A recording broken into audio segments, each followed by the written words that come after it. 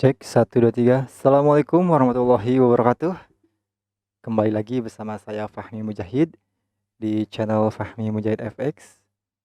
Sebelumnya saya ucapkan terima kasih yang nggak pindah-pindah channel atau masih tetap di channel saya. Terima kasih yang sudah bantu subscribe, bantu like juga di beberapa video saya. Yang baru gabung kalian boleh bantu like dan subscribe juga. Karena dengan satu subscribe dan satu like itu sangat membantu dalam membangun channel ini dan juga gratis gitu kan. Oke, video kali ini saya akan membahas sedikit atau cepatnya ya mengenai tentang alur pendataan peserta didik di madrasah. Jadi dari mulai dia menginjak sekolah kita atau mungkin kita bahas dari kelas 1 sampai kelas 3 sampai dia lulus dan melanjutkan, gimana sih alur pendataannya? Kita akan bahas di sini dan saya akan menjelaskan versi saya juga, versi simple dan versi termudah dari yang lain. Pokoknya stay terus di channel saya karena ini sangat-sangat bermanfaat untuk mempermudah pekerjaan kalian sebagai operator sekolah, operator madrasah. Dan saya yakin itu, saya sangat yakin, tanpa basa-basi langsung saja kita ke videonya.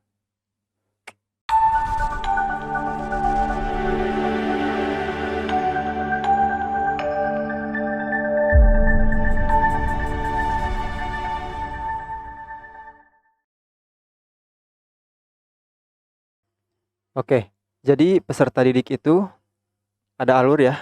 Alur pendataannya seperti yang saya ini, buatan saya sendiri dan versi saya sendiri juga.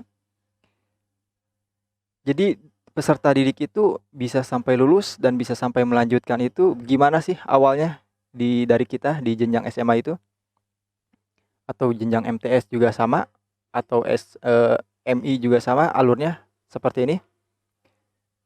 Oke, jadi langsung ke intinya aja ya. Pertama di sini ada aplikasi yang bernama EMIS. Jadi maksudnya awalnya itu pokoknya jantungnya aplikasi pendataan itu EMIS ya untuk di madrasah atau di Kementerian Agama.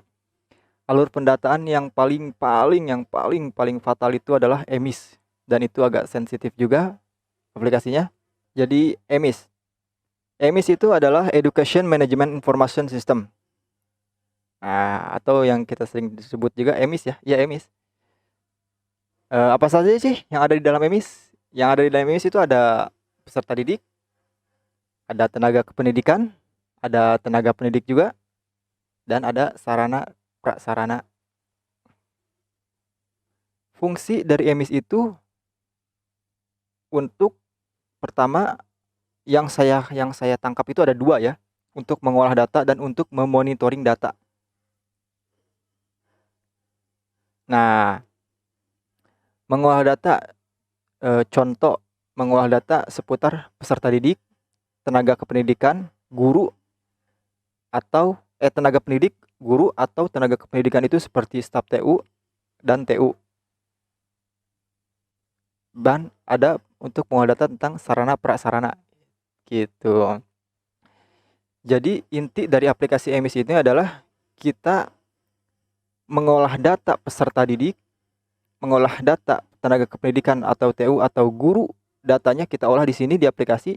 Bahkan sarpras juga atau sarana prasarana itu kita olah di sini. Maksud olah itu kita validasi datanya itu di aplikasi ini. Karena dari aplikasi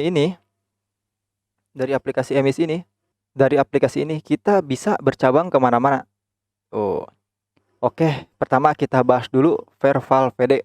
Nah, apa itu Verbal PD? Verbal PD yang berfungsi untuk pengolahan data peserta didik seperti NIK dan NISN peserta didik. Nah, jadi apabila ada kendala mengenai NISN dan NIK peserta didik tersebut, kita harus mengolahnya di Verbal PD, aplikasi Verbal PD.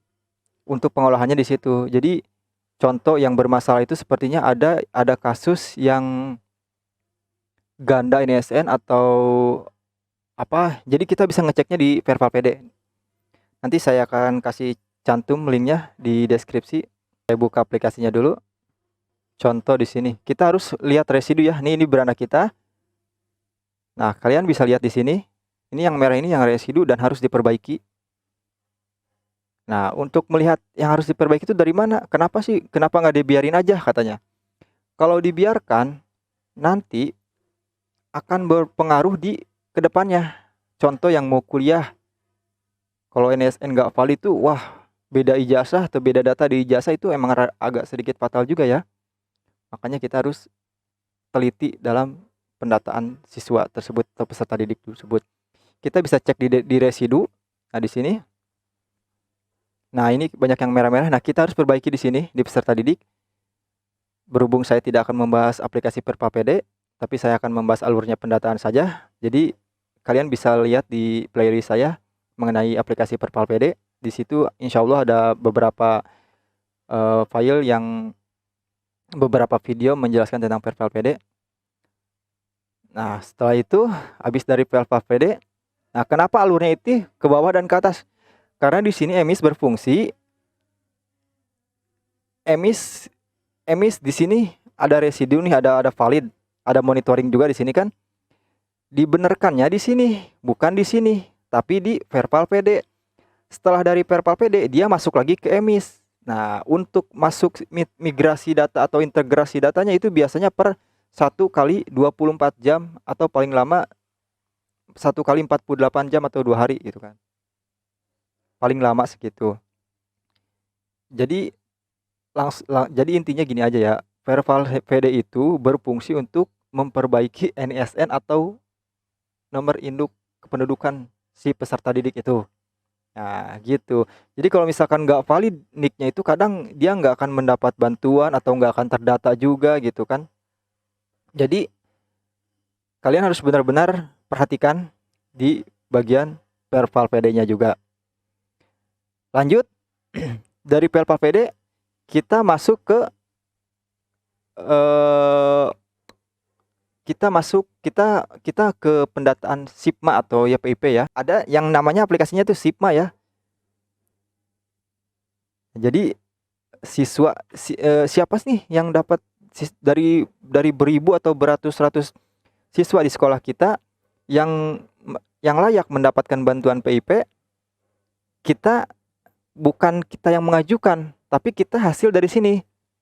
Kita hasil dari pengolahan data di aplikasi emis. Jadi kenapa di emis itu kita diwajibkan untuk mengisi apabila yang berhak atau yang mempunyai seperti kayak kartu NISN, kartu KIP, kartu bantuan PKH, bantuan KKS dan sebagainya gitu. Itu nanti itu karena sangat berpengaruh dalam kelayakan siswa tersebut untuk mendapatkan PIP. Nah, makanya kita harus terjun juga ke siswa untuk mencari tahu apakah kalian bertanya ke siswanya tersebut, kalian punya ini enggak, nah kayak gitu. Untuk kita input karena kasihan juga ya apabila peserta didik yang kurang mampu atau kurang apa, jadi sedikitnya kita bisa membantu dalam pendataannya. Kenapa dari emis ke PD data dulu, Pak? Nah, setahu informasi saya, bukan setahu saya, maksudnya saya jadi fungsi PD data itu kayak gini ya. PD data itu dia nggak akan balik lagi ke sini. Kenapa? Karena dia adalah hasil dari sini.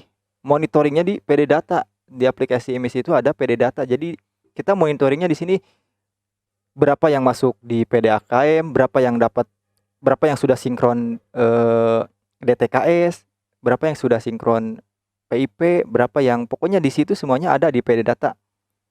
Jadi bisa dibilang ini jantung juga ya, tapi tetap jantungnya emis karena ini kita mengolahnya di sini. Tapi ini hanya untuk sekedar memonitoring, nggak bisa yang namanya pengolahan data, nggak bisa. Jadi kita di sini aja di pengolahan data cukup di emis. Nah, dari PD data kita bisa lihat nih siapa nih yang nanti kan di PD data ada yang namanya menu PIP, siapa yang layak PIP gitu kan. Nah, nanti itu valid loh. Hati-hati, valid loh, dari data PD data ke SIPMA itu valid. Contoh kemarin saya mendapatkan berapa puluh orang ya, PIP alhamdulillah gitu kan, dari sekian hampir 40%-nya siswa di sekolah saya mendapatkan PIP itu akurat banget sesuai dengan data yang ada di PD data. Jadi di PD data ada checklist, nanti saya screenshot ya, tapi saya nggak akan bahas PD datanya, saya akan screenshot saja di menu PIP, di bagian menu PIP-nya itu yang sudah contreng itu ternyata itu masuk ke SIPMA. Jadi validasi itu kan. Nah, di SIPMA ini kita berfungsi untuk fungsinya aplikasi SIPMA itu kita pertama kita bisa monitoring kelayakan siswa tersebut. Jadi bisa kita aktifkan atau tidak nonaktifkan. Nah, yang kedua, kita bisa mencetak kartu Indonesia Pintar apabila siswa tersebut tidak mempunyai kartu fisiknya. Kita bisa mencetak juga di situ. Itu untuk bagian SIPMA. Nah, kita lanjut lagi ke BioAN dulu ya, atau ANBK. Dulu ada UNBK, berhubung sekarang tahun 2022, jadi kita masuknya ANBK. Jadi sebelum kita masuk ke ANBK dulu, kita ke BioAN dulu. Nah, BioAN berfungsi untuk peserta atau data peserta yang akan mengikuti ujian ANBK. Nah, jadi nggak semua masuk siswa, nggak semua jenjang masuk ke BioAN. Nah, jadi cukup hanya data peserta saja yang mengikuti ANBK tersebut baru akan masuk di BioAN. Tapi di sini nggak bisa kita mengolah data. Nah, kayak gitu. Bisanya di mana? Bisanya ya kita balik lagi ke sini, ke EMIS dan Perpalpade. Maksud mengolah data itu gini ya. Di BioAN itu paling kita cuman bisa ngebagi masalah yang ikut sampling atau yang ikut utama atau yang ikut cadangan gitu. Tapi biasanya itu random sih ya. Saya juga belum ini juga ke BioAN. Setahu saya kayak gitu. Jadi kalau misalkan untuk mengedit identitasnya itu, contoh di BioAN ini ada yang salah nih di sini ya. Nah, jadi kita cetaknya di sini. Mengolah datanya di Perpalpede. Jadi kita balik lagi ke sini, baru masuk lagi ke EMIS, dan ini masuk lagi ke BioAN. Itu harus nunggu paling lama itu 1 kali 48 jam atau sekitar 2 hari. Kita nunggunya itu seperti itu. Jadi sebagai operator kita harus bersabar dan teliti juga ya. Nah, setelah dari situ baru kita tarik data di ANBK. Kita lanjut. Nah, jadi sehingga apabila sudah masuk, udah valid di sini, udah bisa, baru kita bisa tarik di ANBK. Nah, jadi kayak gitu. Apabila sudah bisa ditarik, ya kita tinggal melaksanakan ujiannya. Nah, lanjut ya. Setelah ANBK kita ke RDM dulu aja deh. Apa itu RDM? RDM itu raport digital madrasah. Jadi atau ya simpelnya rapot kali ya. Nah, jadi aplikasi rapot. Nah, berhubung sekarang dunia udah digital, jadi kita menggunakan rapot digital ya, enggak rapot aplikasi lagi seperti Excel atau apa. Jadi kita menggunakan atau tulis juga, sekarang kita menggunakan aplikasi di RDM. Ya itu kalian juga mungkin sudah paham ya mengenai RDM. Kita lanjut ke PDUM. Nah, ini yang paling fatal untuk di akhir. Maksud fatal, kita harus berhati-hati ya, soalnya endingnya di sini nih untuk siswa yang akan melanjuti atau akan melanjut ke jenjang ke depannya gitu kan. Ini di PDUM ya yang paling. Kenapa? Jadi PDUM itu artinya pangkalan data ujian madrasah atau ujian sekolahnya ya, bukan BOAN-nya, tapi bukan AN-nya, tapi UM-nya atau ujian madrasah atau ujian sekolahnya gitu kan.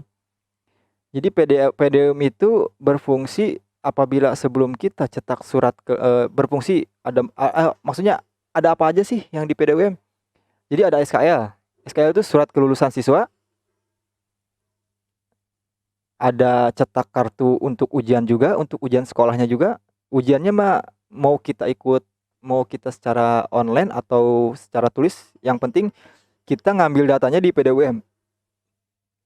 Maksudnya ngambil data itu DNT ya, atau kita sering sebut DNT, data nominasi peserta tetap gitu kan. Yang untuk laporan ke dinas bahwa kelas 12 nih siapa saja sih yang ikut peserta untuk ujian akhir katanya gitu kan, ujian sekolahnya itu. Nah, kita bisa cetak DNT juga di situ. Dan yang terakhir adalah untuk pengisian ijazah. Apabila ijazah sudah tertulis, sudah ditulis oleh bagian penulisan ijazah, kita sudah terima belangko dan lain-lain, baru kita laporan di sini di aplikasi PDUM. Jadi seperti itu alur pendataan siswa dari mulai dia masuk ke sekolah sampai dia lulus. Kita harus perhatikan datanya juga. Jadi sehingga kita nggak boleh, jangan nanya-nanya lagi ke orang-orang mengenai pendataan supaya gini gini gini. Nah, kalian bisa lihat video saya juga ini. Saya yakin video ini kalau kalian paham itu insya Allah nggak akan nanya-nanya lagi gitu kan. Insya Allah, dan saya jamin juga karena ini emang benar-benar versi saya dan mudah dipahami.